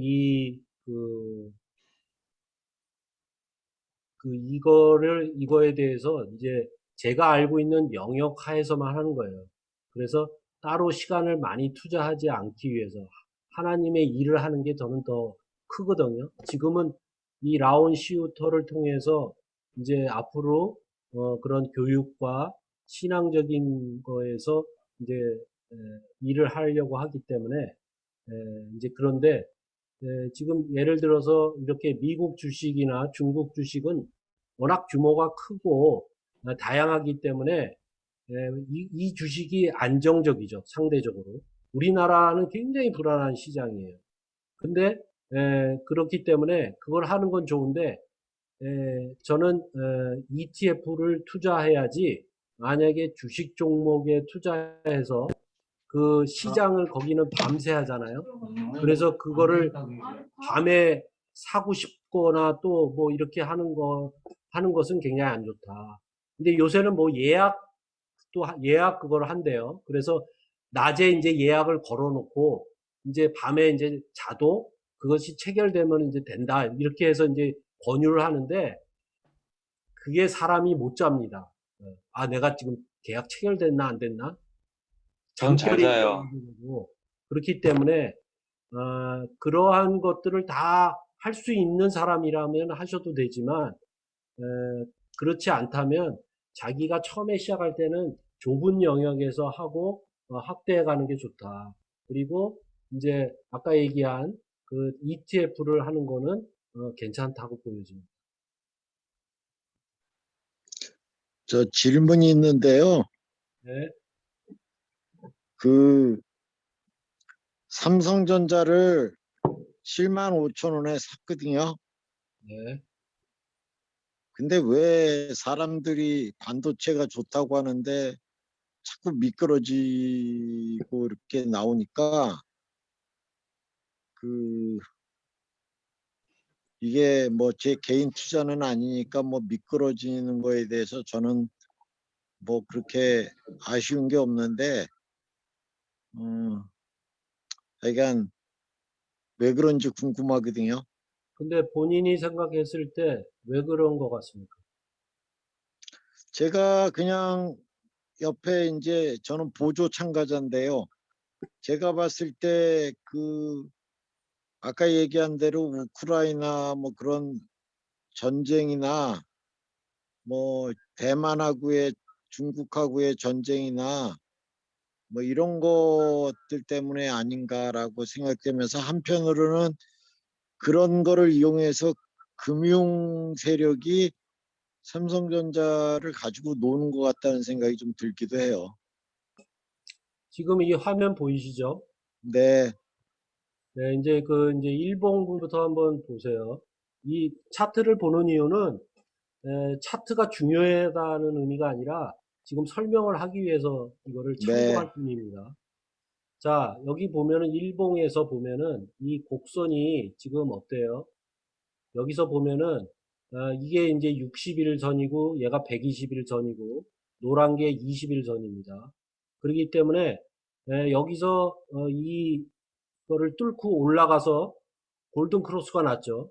그래서 얘가 지금 68,000원 이때가 그 분할을 해가지고 이제 그 한 주당 얘가 그 100원인가요? 그거 할 때잖아요. 그래서 이제 원래 300만 원 하던 게 이제 이렇게 떨어졌었는데 이제 그 가치에 대해서는 변함이 없죠. 주식수가 늘어났으니까.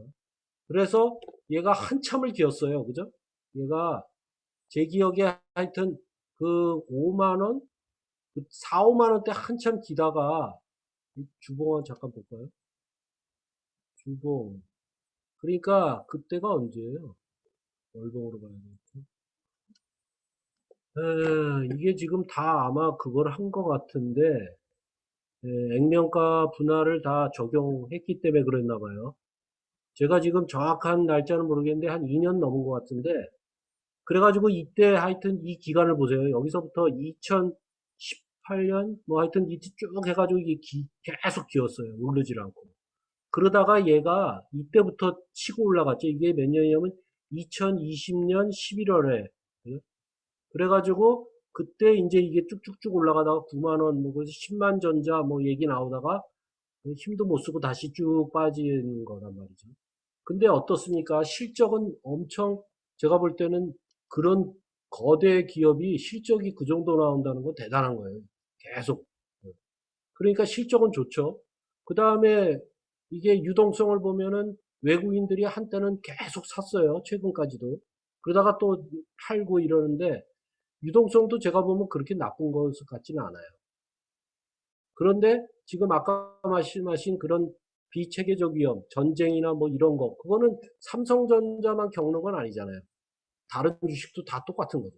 근데 상대적으로 얘가 오를 것 같이 느껴지는 애가 오르지 않으니까 굉장히 답답한 거죠. 그죠? 네. 그러니까 그러한 요인을 볼 때 제가 볼 때는 여기에 CEO 리스크도 있었던 것 같습니다. 그러니까 이재용이가 2년간인가 감옥 살고 나왔잖아요. 그죠? 근데 보통 그 대주주 재벌 주인이 감옥 가면 오르잖아요. 그 이유는 왜입니까? 마음대로 자기가 하던 거를 전문 경영인한테 맡기니까 전문 경영인이 회사를 더 좋게 만들다기 때문에 대부분 플러스가 돼요. 그 CJ 같은 경우도 그 그 사람 이재현이가 한 4년 들어가 있었죠, 감옥에. 그때 CJ가 더 많이 올랐어요. 그런 경우 더 커지고 회사도. 그러니까 그런 요인들이 있어서 사실은 이재용이 그때 할 때도 이게 좀 그 영향을 받아서 이게 올라갔던 것 같고 근데 그렇게 많이 못 올라가고 제자리를 찾은 이유는 그 제가 볼 때는 이게 바로 풀려나기도 했고 그 다음에 아직까지도 그 삼성전자에 대한 그 재벌이라는 그 이미지가 계속 남아있는 거예요. 그래서 이 삼성전자는 사실은 완전한 전문 경영 체제로 바뀌면 주가가 많이 뜰 겁니다. 근데 그런 요인이 있고 제가 볼 때는 그 다음에 또 하나 지금 반도체 시장이 좋다고 하지만 지금 반도체가 TSMC라는 대만 업체에 삼성전자가 밀려 있어요. 비메모리 분야에서. 그러니까 메모리에서는 1등이지만 비메모리에서는 지금 밀려갖고 지금 요번에 뭐 미국에다가 300조가 한다는데 그것도 지금 잘 될지 안 될지 업계에서 불안한 거죠. 왜냐하면 TSMC의 그 제품의 질이 훨씬 높거든요. 전 세계적으로. 그렇기 때문에 삼성전자가 만들었을 때 안 팔릴 수도 있는 거 아니에요. 그러면은 공급이 수요를 너무 초과하면 반도체는 너무 많아지니까 가격이 떨어질 거고 그거에 대한 마이너스도 있는 거예요. 그래서 TSMC와의 경쟁력 때문에도 지금 불안 요소가 남아있는 거예요. 그리고 따지고 보면 이 가격이 지금 그 5,000원으로 환산하면요 거의 지금 얼마입니까? 한 400만 원 되는 거예요. 그러면 한 30만 원인가 그때 했을 때 하면 지금 거의 20% 이상 오른 거예요. 근데 종합 주가 지수나 다른 주식들, 특히 뭐 제약회사나 요새 많이 올랐던 자동차나 뭐 철강 이런 거에 비해서 약해졌다는 거죠. 그렇기 때문에 제가 볼 때는 조정이 아직도 남아있다 저는 생각합니다. 그래서 사실은 제가 7만 5천 원일 때 조금 샀어요. 어저께인가 그저께 샀어요. 근데 오늘 빠졌지 않습니까? 이게 빠지는 순간 제가 보면 이 저점 지금 일봉으로 한번 볼까요? 일봉의 이 저점에 지금 최근에 10월 석 달 전 이거 있잖아요. 이거 68,300원. 쉽게 얘기해서 잘못하면 이게 완전히 지금 역배열로 내려갔기 때문에 더 이상 지금 데드 크로스가 나서 더 이제 선도 안 보이잖아요. 120일 전을 뚫고 내려갔으니까 오늘. 그러니까 얘가 7만 원을 깰 확률도 높아졌다 하는 거죠. 그러면 여기 바닥까지 거의 내려오는 거죠. 이게 주식 차트가 하나 신기한 게 뭐냐면요. 이 바닥이라는 거 있잖아요. 68,300원을 만약에 깨고 얘가 내려가잖아요. 그러면 여러분들은 이제 다 왔으니까 다시 올라가겠지. 쌍바닥. 아닙니다. 이 저점을 깨면은요. 적어도 저점에서 5%에서 10%는 더 내려간다고 봐야 돼요. 근데 그러면 내가 저점을 여기 올 때까지 다 기다려야지. 아니요. 올라갈 주식은요. 적어도 68,300원이면 7만원, 7만 1,000원대에서 다시 반등합니다. 그러니까 이거를 그렇게 할 수가 없어요. 그래서 격언 속담에 뭐라고 돼 있어요? 무릎에서 사고 어깨에서 팔라는 이유가 그겁니다. 왜? 개인이 그 머리 꼭대기 발끝 잡기가 너무 어렵거든요. 그래서 그걸 조심하시고 제가 볼 때는 이제 갖고 계신 주식에 현금 비중, 현금이 어느 정도 있다 하면 이거를 분할 매수를 하셔야 됩니다. 왜? 삼성전자는 망할 회사가 아니고 적어도 10년 안에 망하진 않잖아요. 그렇다면 빠질 때 싸게 사놔야죠. 그래서 자기 자신의 매수 단가를 낮춰야 돼요. 그렇다면 언제 살까? 그걸 자기가 정해놔야 됩니다. 나 7만 2천 원 되면 조금 사야겠다. 내 돈에 얼마를. 7만 1,000원, 7만 원. 자기 나름대로 그걸 써야 돼요. 그건 누가 해주면 안 돼요. 자기가 해야 돼요. 그래서 중요한 게 초보자일 때 다른 사람 얘기를 막 들어요. 야, 그거 있잖아, 삼성전자 7만 4천 원 됐지? 그거 무조건 사. 그러면은 초보자들은 귀가 얇으니까 저 사람 30년 했다는데 저 사람 말 믿고 해야지. 그리고 그냥 합니다. 근데 7만 4천 원에 샀더니 7만 원 깨지고 막 내려가요. 그러면 그 사람 뭐 가서 욕하고 뭐 멱살 잡을 수도 없잖아요. 아는 사이에. 그래서 이 매수 단가와 매도 단가를 결정할 때는 자기가 결정해야 돼요. 그래서 저는 누구한테 절대 그 얘기를 해주지 않습니다. 왜? 저도 모르는데 그걸 어떻게 얘기해요? 그 거짓말하는 거지. 어쩌다 맞으면 좋다고요? 틀릴 경우가 더 많습니다. 네, 이제 시간이 다 되었어요. 마무리를 하면 좋을 것 같아요. 네, 감사하고요. 예, 삼성전자에 대한 조언에 감사드립니다. 네. 하여튼 오늘 저기 참석하신 분들의 질문을 한 번씩은 받았는데 다 받기에는 너무 시간이 부족한 것 같고요. 이제 이렇게 연결이 됐으니까 만약에 이렇게 궁금하신 게 있으면 이렇게 알려주시면 될 거고 제 카페에 아까 라운시우터에 들어가면 그러한 좋은 선배들이 한 그런 것들을 요약해 놨고 또 간혹가다 제 경험도 들어가 있어요. 최근에 제가 한 3년 전에 경험했던 꿈속에서 나타난 주식에 대한 경험이 있어요. 그거 관심 있으시면 한번 읽어보시고 하시기 바랍니다. 네, 그러면 제가 잠깐 기도하고 마치도록 하겠습니다. 사랑해 주님 감사합니다. 오늘 짧은 시간 다 모든 사람의 원하는 바를 만족시킬 만한 그런 나눔의 시간이 되지는 못했겠지만 그래도 오늘 이 주식 투자라는 것을 앞으로 어떻게 해야 되는지 생각하는 귀한 시간이 되었다고 생각합니다.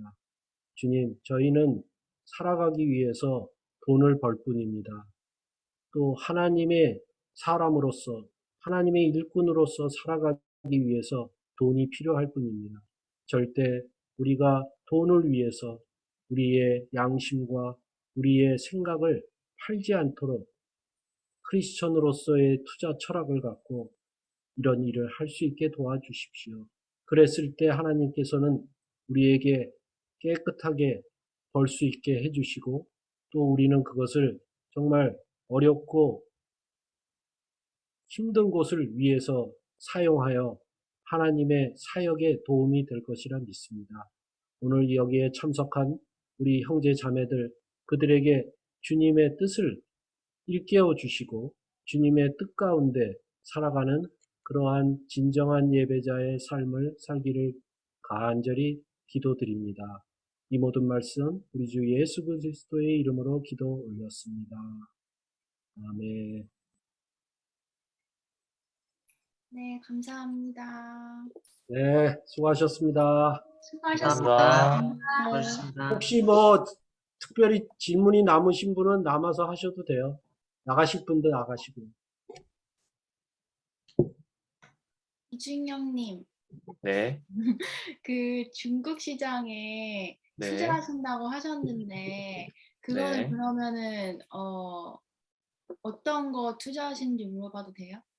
네. 자, 저는 자, 우리가 투자를 할 때 텍스 세이빙, 그러니까 세금 절세하는 게 되게 중요해요.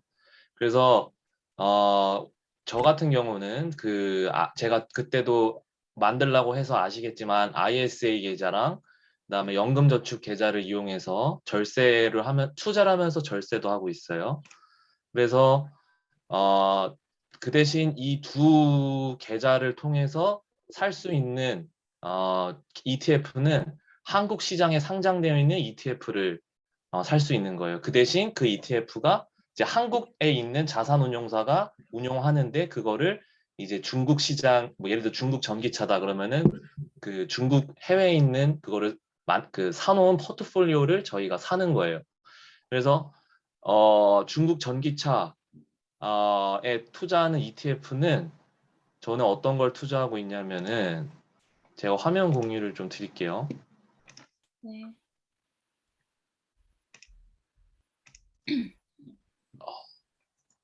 화면 보여요? 네. 그러면 저기 아까 정의 나갔나? 아니 아직 있는 있어요. 거. 정의 친구는 만약에 미국에 실제로 본인이 미국에 투자를 하고 싶다. 한국 네. 시장에 상장돼 있는 ETF가 아니라 미국 시장에 상장돼 있는 ETF를 사고 싶다고 하면은 여기 investing.com이 이 실시간 시세가 조회가 돼요. 네. 그래서 지금 이거 지금 보시면은 이 SPYG라는 이게 티커거든요. 네. 이거는 뭐냐면은 우리가 S&P 500이라는 지수가 있어요. 그래서 이거는 이제 그 미국에서 제일 그냥 우량한 500개 기업의 기업을 그냥 추종한다라고 보시면 되고 그냥 미국 시장 전체에 투자한다고 보시면 돼요. 근데 여기 뒤에 보시면 여기 growth라는 게 붙어 있죠. 이거는 성장을 말하는 거예요. 그러면은 이 S&P 500 지수에 포함이 되어 있으면서 성장주의 성격을 띤 ETF 그 주식을 포함한 그 ETF다라고 생각을 해주시면 돼요. 그래서 여기에는 뭐 이제 뭐 애플이라든지 우리가 생각하는 빅테크, 애플, 뭐 페이스북, 뭐 구글 이런 것들이 쫙 그 이렇게 포트폴리오로 묶여 있는 그 ETF고 나스닥 100이랑 비슷하다고 보면 되는데 나스닥 100 지수랑 큰 차이점은 S&P 500에 들어있는 것 중에 성장주의 그 특성을 띤 주식을 포함한 ETF라고 보시면 돼요. 그래서 저는 이 SPYG라는 ETF에 투자를 현재 하고 있습니다. 참고만 해주시고요. 그다음에 혜진 자매가 그 중국 전기차 물어봤잖아요. 자, 여기 네이버 금융에 들어오시면은 국내 증시 말고 해외 증시를 들어가요. 해외 증시에 들어가셔가지고 아니다 금융 홈에 들어가서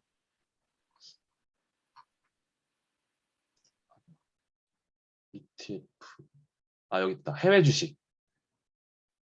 여기 ETF 여기 누르시면은 국내 증시 들어가셔서 여기 ETF 누르시면은 이 차트가 뜰 거예요. 이 차트에서 이제 해외 주식을 들어가시면은 이렇게 쫙 있어요. 자, 근데 이게 지금 보시면은 시가총액 순으로 나열을 해서 보시면은 이게 지금 타이거 차이나 전기차 솔라 액티브 요게 지금 시가총액이 제일 커요. 이게 지금 3조가 넘어가는 지금 규모를 갖고 있는 제일 큰 한국 시장에 상장되어 있는 ETF예요. 이거는 지금 원래는 미국 나스닥 100이라는 ETF가 제일 큰 규모를 가진 ETF였는데 이제 이게 뛰어넘은 거예요. 그래서 저는 이거에 투자를 하고 있어요. 이거는 그 중국 전기차 시장이 제일 커요, 세계에서. 그래서 최근에 우리 뭐 아시는 분 계시겠지만 이제 LG 화학의 LG 에너지 솔루션이 요번에 공모주를 했잖아요, 청약을. 그게 우리나라에서 제일 크다고 하는 것도 결국에는 세계적으로 2등 기업입니다. 그리고 1등이랑 격차가 되게 커요. 근데 그게 어디 있냐면 중국에 있어요. 그래서 여기 보시면은 저는 이 기업에 투자를 하고 있고 요거는 그 뒤에 이 ETF 이름 종목 뒤에 보통 H가 들어가 있으면은 그 해지라고 해가지고 환율 해지라는 게 있어요. 근데 저 같은 경우는 장기 투자를 하는 사람이기 때문에 환율 해지는 하지 않습니다. 환율 해지를 하면은 어떨 땐 좋겠지만은 장기적으로는 그 환율의 차이, 환차익을 이용하는 것이 더 수익률에 좋다라는 그런 게 있어서 저는 H는 없는 ETF를 투자를 하고 있어요. 그래서 여기 보시면은 그 ETF의 주요 구성 자산에 이렇게 그 중국 전기차 관련 기업들에 투자를 하고 있는 거를 보실 수가 있습니다. 네, 그래서 저는 이 ETF에 투자를 하고 있어요.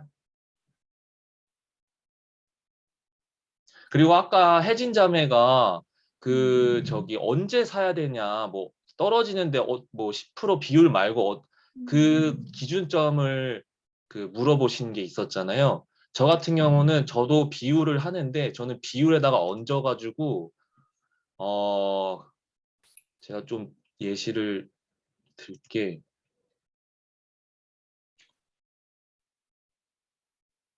저는 참고로 요 세 개 위에 있는 제일 시가총액 큰 세 개의 ETF에 투자하고 있습니다.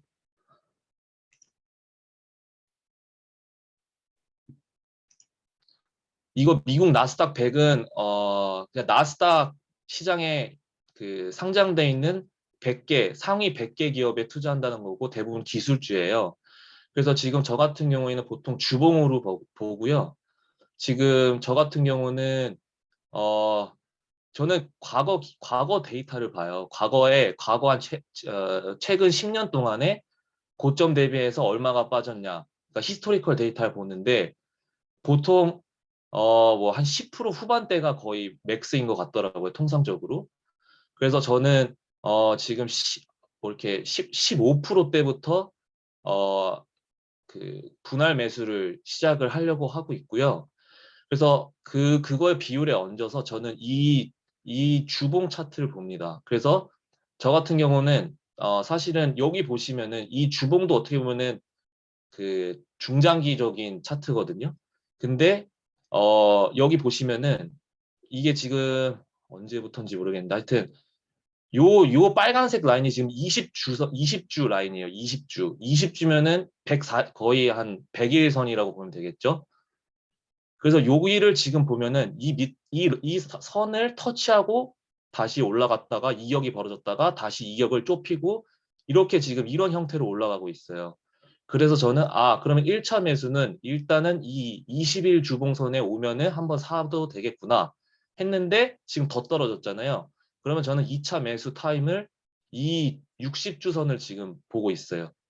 근데 이게 저는 이제 처음 살려고 했던, 그러니까 두 번째로 살려고 했던 게 어쨌든 한 15%에서 20% 사이 그때 살려고 했단 말이에요. 근데 지금 60주봉 선이 한 그 정도 돼요. 고점 대비 떨어진 게. 그래서 저는 이 선 근처에 오면은 추가 매수를 한 번 더 할 예정입니다. 그리고 만약에 더 떨어진다. 어차피 저는 현찰이 더 있으니까. 왜냐면 저는 4등분 한다고 했잖아요. 올해는. 그래서 여기를 또 터치하면은 여기 근처 오면 또 한 번 더 살 거예요. 그래서 그런 식으로 저는 분할 매수를 해요. 그러니까 그 비율에다가 요 주봉 지지선을 봐요, 저는. 그러면 장기 투자를 한다고 하면은 몇 년을 생각하고 하시는 거예요? 매수는 안 하시, 아니, 매도는 안 하시잖아요. 그쵸? 저 같은 경우는 그 단기 계좌가 있고요. 중장기 계좌가 따로 분리되어 있어요. 그래서 장기 계좌 같은 경우에는 어쨌든 저희는 그런 소위 말하는 그런 좀 법인들이나 그런 데 비해서 현찰이 별로 없잖아요. 그러니까 그 살 수 있는 돈에 한정돼 있잖아요.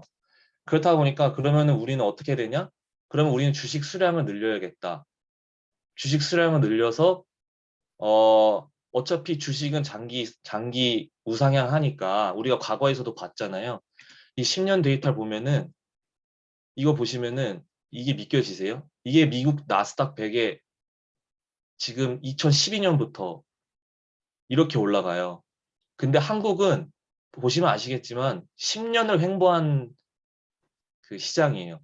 그렇다 보니까 이 이익 폭이 되게 적고 그다음에 어느 정도 올라오면 팔아서 현금화 한 다음에 다시 밑에 와서 또 사고 이런 게 좀 가능한데 미국 주식은 그렇게 하는 것보다 그냥 떨어질 때마다 자기 기준에 맞춰서 매수 단가가 자기가 정한 매수 단가가 오면은 사서 보유하는 게 장기적으로는 돈을 버는 길이겠구나라고 생각을 하기 때문에 중장기 계좌에서는 저는 조정이 올 때만 삽니다. 그래서 사람들이 막 환호하고 막 올라갈 때 그 아까 이격이 벌어졌을 때는 사지를 않아요. 이게 선에 맞춰서 이격이 좁아지면은 삽니다. 그리고 이 이격이 이 라인을 터치했는데 더 떨어진다면 더 사고요. 그런 식으로 하고 있어요. 그리고 저는 또 하나 보는 지표가 하나 또 있어요. 여기 그 investing.com에서 이 빅스라는 이거를 치면은 요게 공포 지수예요. 공포 지수. 우리가 주식은 그 시장이 공포에 떨 때 사야 된다라고 하잖아요. 이게 그 공포 지수예요. 그래서 저는 이거를 참고를 합니다. 그래서 이 데이터를 보시면은 자, 보면은 이게 지금 2020년 3월이에요. 코로나 터졌을 때. 이때 공포 지수가 50이 넘어갔어요. 근데 지금 최근에 보시면은 30이 이제 넘어갔잖아요. 그럼 저는 보통 이 30을 기준으로 잡아요. 30보다 높으면 시장이 공포에 떨고 있으니 조금씩 사모아도 되겠구나. 그렇게 저는 그 기준을 요 기준도 제가 참고를 해요. 왜냐면은 왜 30으로 정했냐? 그냥 이렇게 과거 데이터 봤을 때, 10년 과거 데이터 봤을 때, 이 30이면은 되게 높은 수준으로 보이잖아요. 이 50은 되게 예외적인 거고, 2018년도, 2008년도는 그게 안 나오는구나. 아무튼, 네, 그렇게 30을 기준으로 30이 높으면은, 30보다 높으면은, 이제 조금씩 시장이 공포가 오고 있으니, 공포에 떨고 있으니, 조금씩 사도 되겠다. 이렇게 생각을 하고 매수하고 있습니다.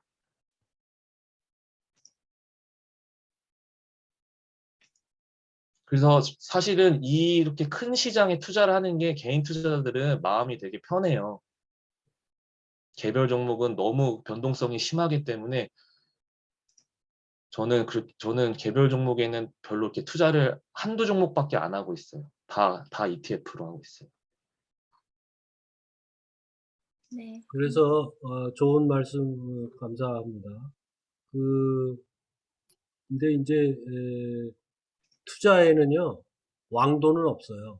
그래서 각자의 철학과 각자의 원칙, 방법을 스스로 찾아내고 발견하는 게 제일 중요합니다. 그래서 미국 주식이 지금은 이렇게 잘 나가는 이유가 뭔지 아세요? 그 이유는요, 지금 미국의 경제권이 과거보다 굉장히 강해졌기 때문에. 그리고 달러가 이제는 완전히 기축통화가 됐어요. 이게 근데 10년 전만 해도요, 미국이 이렇게까지 영향력을 갖지 못했어요. 그래서 미국이 막 헤맬 때 그때는 미국 주식 투자한 사람들 다 망했어요.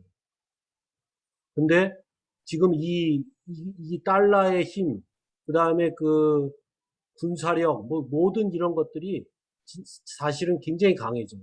그러니까 일본이 잘 보세요. 일본이 미국하고 부닥쳤잖아요. 20년 전에는 일본이 미국을 이긴다고 그랬어요. 그래서 다들 일본 가서 벤치마킹하고 일본의 부동산 사고 난리였어요. 한 25년 전, 30년 전에. 그랬는데 결국은 일본이 미국한테 꿇었어요. 그게 바로 미국이 달러를 갖고 장난을 치기 시작해서 그렇게 된 거예요. 그래서 한때는 정말 일본이 거의 대등하게 갔다가 이렇게 됐죠. 자, 그러다가 그 다음에 어떻게 됐습니까? 또 독일이 한번 그랬어요. 독일이 굉장히 강력해지고 이게 하다 해서 또 독일이 한번 그렇게 유럽에서 강해지고 영국보다 더 위가 되고 근데 독일은 빛도 못 보고 가라앉았고 지금이 누구 시대가 됐냐? 이제 중국하고 시대가 된 거예요. 그 다음에 지금 제3으로 러시아가 지금 끼어든 거예요. 러시아는 경제력이 아니라 군사력으로. 근데 이 우크라이나를 왜 지금 이렇게 사람들이 무서워하느냐면은 우크라이나가 곡창지대입니다. 거기에 세계의 모든 원자재 있잖아요. 먹는 거, 곡물. 5위 안에 다 들어가요. 거기가. 평야지대에 완전히 우크라이나가. 거기다가 그 크림반도는 완전히 그 바다하고 연결돼 있잖아요. 그래서 바다를 타고 모든 나라의 해상이 다 되는 거예요. 교통의 요충지죠. 그래서 러시아가 포기할 수 없는 거예요. 나토나 미국도 포기할 수 없는 거예요. 그거 먹는 나라가 이 경제의 상당 부분을 가져가는 거예요. 그렇기 때문에 지금 난리인데 그래서 무서워하는 거예요. 누구도 쉽게 포기하지 않는다. 그냥 예를 들어서 저기 뭐야 이라크에 사담 후세인 죽일 때처럼 이렇게 해가지고 딱 죽여도 그때 뭐 잠깐 떨어졌다가 금방 돌아오잖아요. 근데 이거는 그런 거와 성격이 다르다 하는 거죠. 근데 결론은 전쟁은 일어나지 않을 확률이 높다. 그리고 일어난다면 어떻게 돼요? 다 망하는 거죠. 그때 주식 갖고 있다고 뭐 저거 되고 뭐 부동산 갖고 있다고 돈 더 벌고 그러겠습니까? 근데 국지전쟁이 됐을 때는 국지전쟁, 그러니까 전투가 되겠죠. 전투가 됐을 가능성이 높은데 그렇게 됐을 때는 타격이 그래도 적어도 그 전투가 끝나기 전까지는 지속되겠죠. 그래서 제일 무서운 게 전투예요, 지금. 국지전이 일어나서 이게 세계전쟁으로 비화될 가능성은 거의 없는 거고, 미국이 지금 8,500명을 지금 그쪽에다가 파견한대잖아요. 파견했는데 그 전에 만약에 러시아가 오늘 내일 중에 미군 들어오기 전에 했다, 공격했다, 장악하기 위해서. 그러면 이게 심각하죠. 그죠? 그러면 미국 시장이 제일 많이 빠져요, 일단. 그 다음에 이 파도 물결에 따라서 빠지는데 많이 빠진 시장은 후진국이라도 덜 빠질 가능성이 높아요. 특히 이 우크라이나의 관계가 좀 먼데 그게 어딜까요? 동남아시아 같은 데겠죠. 왜? 걔네는 곡물이 많잖아요. 근데 우리나라는 아무래도 영향 받겠죠. 막, 근데 라면 회사는 어때요? 라면 회사는 난리 나겠죠. 그거 라면 값 엄청 올라갈 거 아니에요. 그래서 요새 농심 살라고 막 사람들이 그러네요. 이 주식 얘기하다 보면 한이 없습니다. 이 주식을 잘 하려면요, 역사도 잘 알아야 되고, 그래요. 공부할 게 많아요. 이거를 어떤 모르는 사람들이 그거 불로소득, 일 안 하고 버는 거지, 그게 무슨 일이야, 투기지, 막 옛날 분들 그런 얘기 하잖아요. 아유, 절대 그런 거 아니에요. 이거 처음에 자기의 철학을 딱 세팅하는데 적어도 10년, 반복되는 실수가 있기 때문에 10년 이상 걸려요.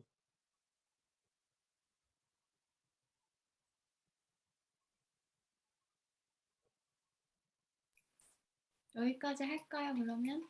네, 이제 시간이 많이 지나서 그 고경락 그 변호사님 네. 그러면 언제 들어오시는데요, 한국에?